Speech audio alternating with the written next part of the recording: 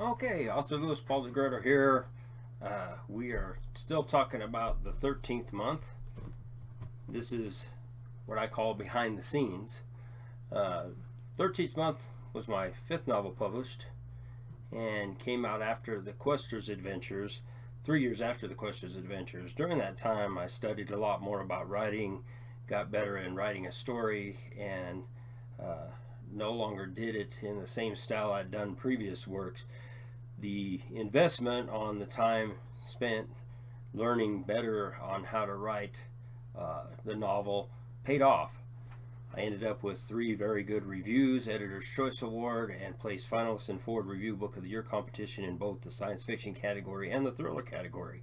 Coming out with the 13th month also gave me a wider appeal. I had done juvenile and fantasy. Now I had something more for the adult supernatural thriller, and especially when I came out with Calling the Protectors, which is the next book I'm going to be talking about.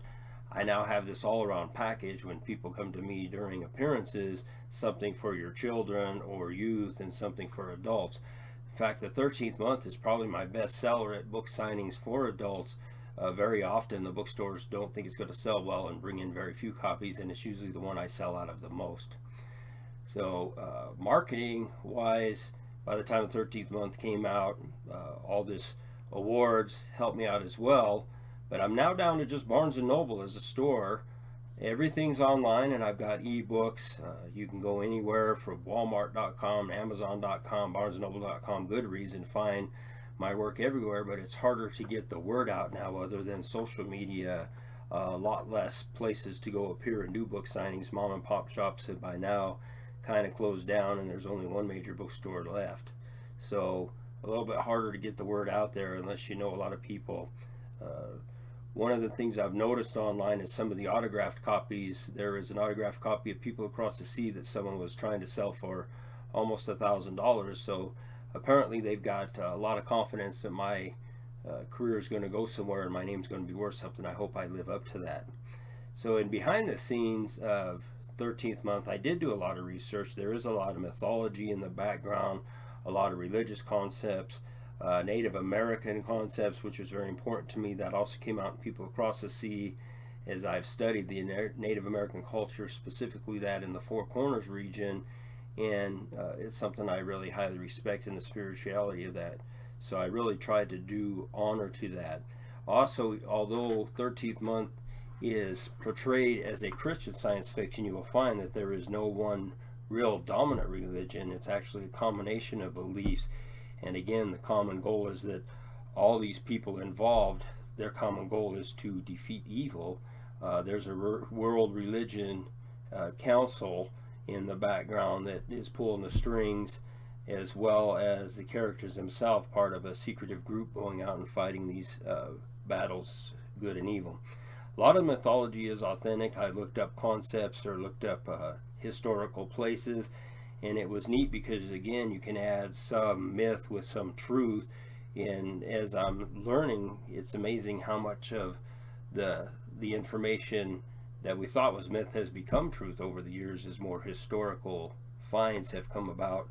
The 13th month, for instance, there used to be 13 months in the calendar. It was actually the Roman Catholic Church that helped it become a 12-month calendar, so I put that in the book. Uh, there's also the character Kennewick, which that's how you say his name, is a Navajo, but he's part of the religious of there's 10 tribes that he represents and are on the council. He's their representative for the World Religious Councils. I actually put in the 13th month an actual phrase that's Navajo, and when the editor saw this, they said, well, geez, what is this? Is this just mumbo jumbo? You need to take it out. And I said, no, that's authentic Navajo talking. I don't know how to pronounce it, but I did look it up, and that's an authentic line. Uh, Character development was really neat too. Probably one of the reasons why I'll get into I've decided to write a second or a sequel. But the character, main character Frank Keller, Father Frank Keller, actually starts out as somebody that his mom wants him to be a priest, but he has this other side. He becomes a soldier first. Well, that kind of relates to me as a character because I've taken a lot of background studies, when I was trying to find out what career did I want, three things came up: priest, soldier, or professor. And the fun thing was, I've been a soldier and I've been a professor now, taught adjunct faculty, haven't been a priest. So this was my opportunity to write in a character as a priest and take that perspective. So in that name, Father Frank Keller comes from some priests I grew up with, and one was Frank Hughes and one was Keller. I can't remember Father Keller's first name, and even Bishop Tafoya are all names from the past that I brought into the book. So there's some neat facts as well. One of the main characters' name is Adnan. He's got a pretty good background that you discover in the book. That name is often mistaken as a Muslim, but he's actually Indian, religious Indian man. And I think one of the other fun parts about writing 13th Month, other than the characters, it was really a science fiction book.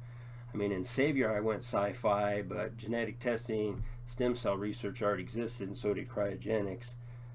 In the 13th Month, we have this religions and scientific and mythology mixed, but we also have time compression and expansion. We have different dimensions. We have portals that they're dealing with, and that is probably some of the neat stuff about how this power comes into the lives and is trying to expand time. And I think I use that example of, have you ever had a bad moment or a bad day and they seem to, geez, go on forever compared to good stuff? And that is my perception of time that I put in that book, is the evil actually tries to expand those moments, and they're trying to become whole in those moments and become more physical and take hold in those moments.